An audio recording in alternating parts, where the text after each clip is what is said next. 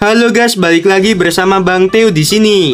Kali ini Bang Theo akan melanjutkan cerita Again the Sky Supreme. Buat kalian yang penasaran, langsung saja ya simak video kali ini. Pada saat ini, Lee Simin dan Lee Siyin di samping Ling Xia Tianjun juga menatap Tanyun, seolah-olah mereka telah melihat hantu. Kakak dan adik itu tidak menyangka bahwa kecepatan kultivasi Tanyun begitu cepat. Tanyun membungkuk dan berkata, "Ya, guru, murid ini memang telah menyentuh ranah semi suci." Setelah mendengarkan, Ling Xia Tianjun tersenyum dan berkata, "Bagus, kalau begitu, kamu bisa pergi untuk menghadapi malapetaka surgawi." Murid ini pergi dulu. Setelah Tanyun menjawab, baru saja dia berbalik dan melangkah keluar dari aula. Suara indah Lee Siyin terdengar di belakangnya. "Jingyun, tunggu sebentar." Tanyun kembali menatap Lee Siyin. Lee Siyin tersenyum. "Aku telah berhasil mengolah formasi pedang ilusi dewa kuno yang kamu minta kepada ibuku untuk diberikan kepadaku 200 tahun yang lalu. Formasi pedang ini memang luas dan mendalam. Kekuatannya tidak terbatas. Aku baru saja berlatih tanding dengan saudaraku, dan hanya dalam setengah jam, aku berhasil mengalahkannya. Jingyun, aku benar-benar terima kasih." Tanyun tersenyum sedikit. "Sama-sama."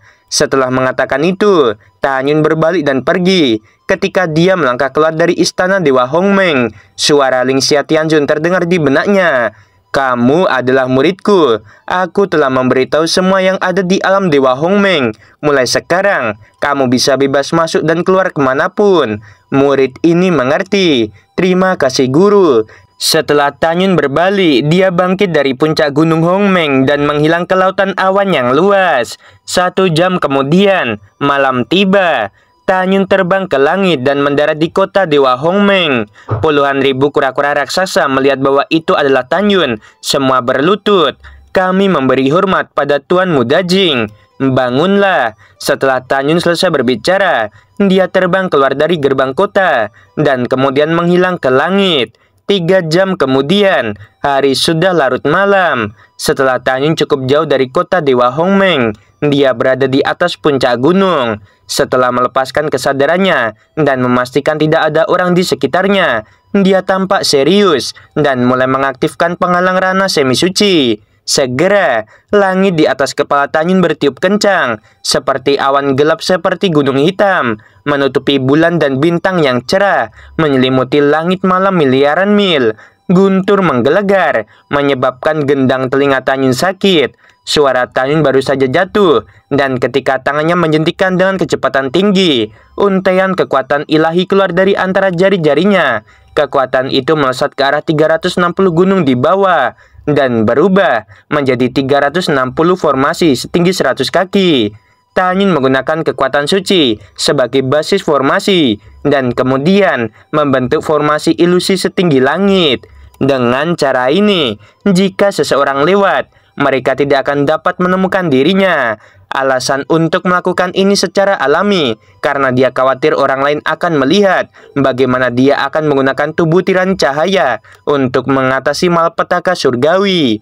Tidak lama kemudian, tirai cahaya tak terlihat keluar dari masing-masing dari 360 puncak dan menutupi Tanyun. Segera, Tanyun menghilang seolah-olah dia berada di atas gunung, tetapi pada kenyataannya, Tanyun masih berdiri di kehampaan.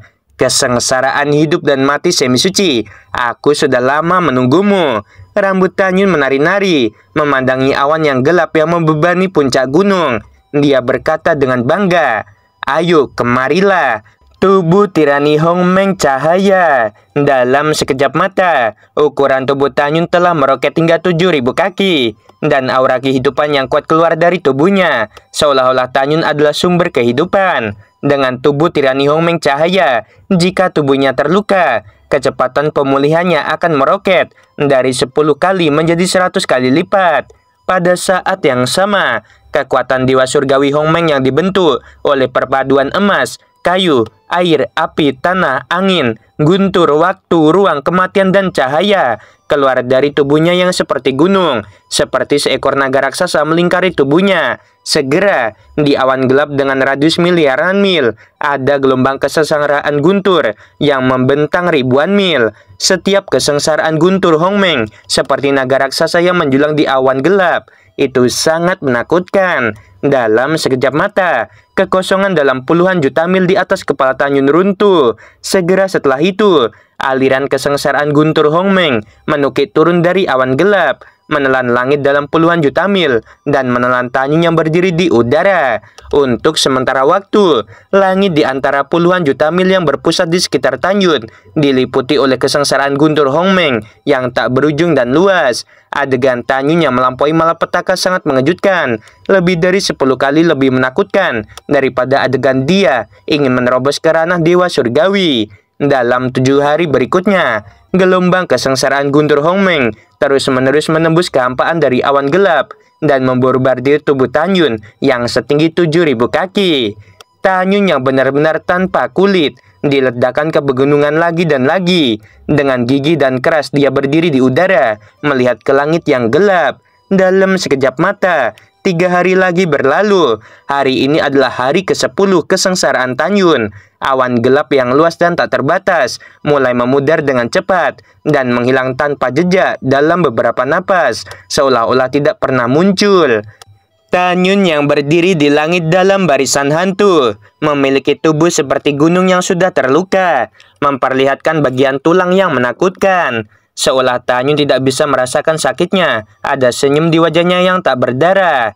Sumber kehidupan. Setelah Tanyun menggunakan kekuatan supranatural dari tubuh tirani cahaya, ketika kekosongan di atas kepala Tanyun seperti ria air, berubah menjadi bola cahaya putih murni.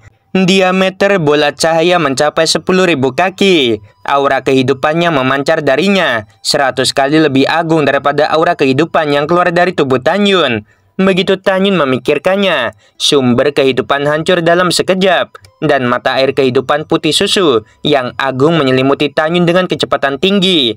Di bawah selubung sumber kehidupan, tubuh Tanyun yang terluka dengan cepat pulih, dan auranya tetap baik seperti biasanya. Saat berikutnya, tubuh Tanyun tiba-tiba menyusut, dan ketika tubuhnya kembali normal, dia mengenakan jubah putih. Kemudian Tanyun duduk bersila di kehampaan, memejamkan mata, dan merasakan perubahan di kolam roh. Pada saat ini, 9 embrio dewa surgawi Hongmeng mulai tumpang tindih dan bergabung.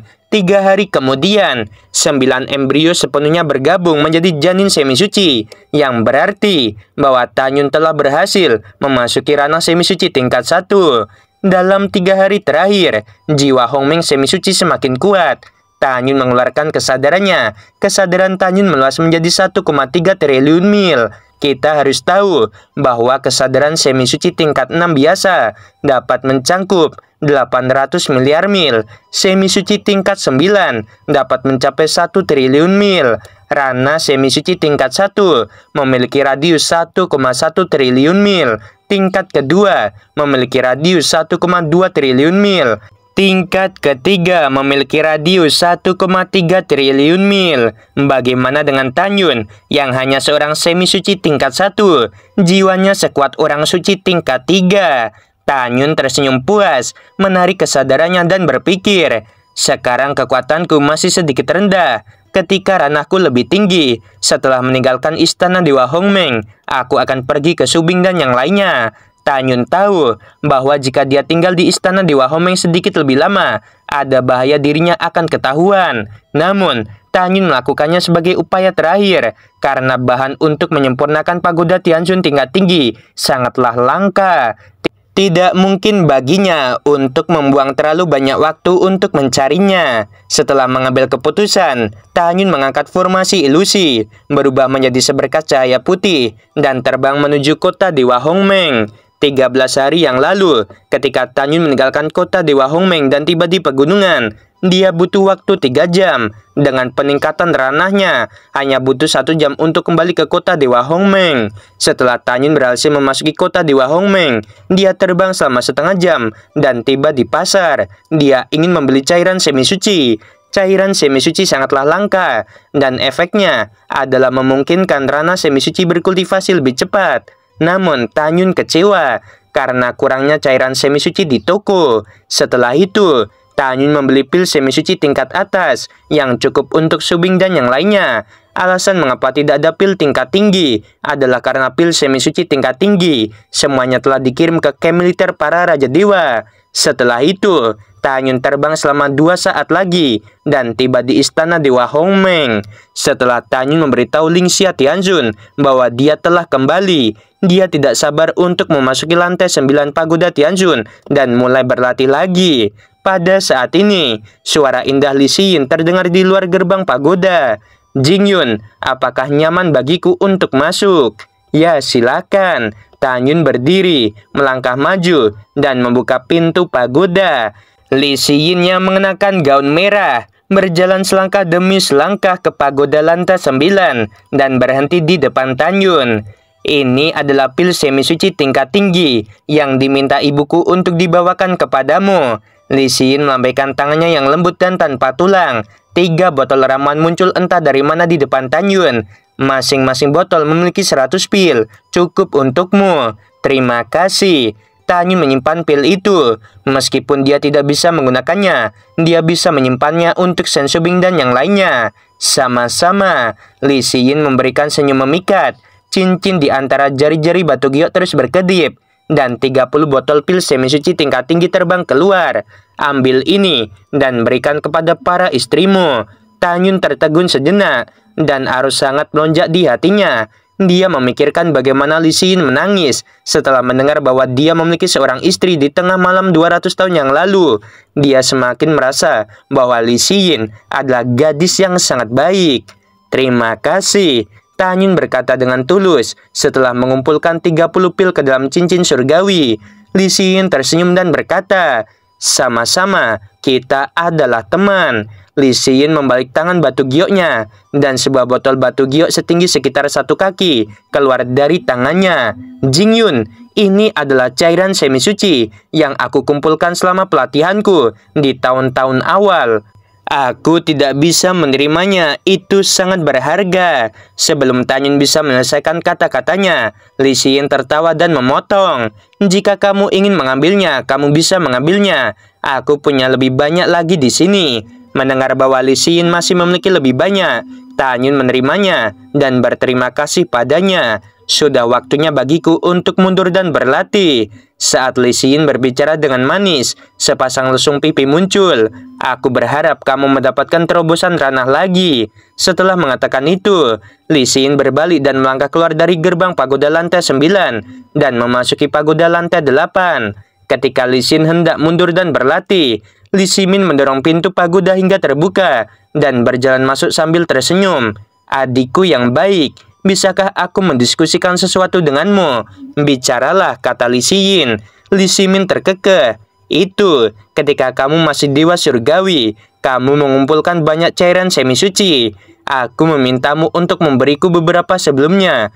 Kamu terus mengatakan bahwa kamu akan memberikannya kepadaku setelah dipromosikan menjadi semi suci. Kamu tahu, kakak laki-lakimu ini sudah ranah semi suci." Sebelum Li Ximin selesai berbicara, Li Xiyin menundukkan kepalanya dan berkata dengan suara rendah, "Kakak, cairan semi suci itu telah hilang." Li Ximin melompat seperti kucing yang ekornya diinjak. "Mengapa hilang?" "Kakak, aku memberi Jingyun semua cairan semi suci." Suara Li Xiyin menjadi lebih lemah saat dia berbicara. Li Ximin berkata, "Apakah aku saudaramu atau bukan? Berapa kali aku meminta darimu, tetapi kamu tidak memberikannya, tetapi kamu memberikannya kepada Jingyun. Oh, ternyata aku tidak sebaik orang luar." Li Xiyin maju selangkah meraih lengan Li Ximin dan berkata dengan genit, "Kakak, tolong jangan marah." Li Ximin mengelurkan jari dan menepuk dahi Li Xiyin.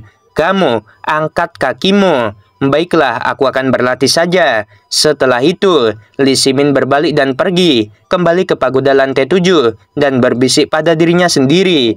"Gadis ini, dia mengatakan kepadaku bahwa dia akan melupakan Jingyun sebelumnya. Itu jelas bohong."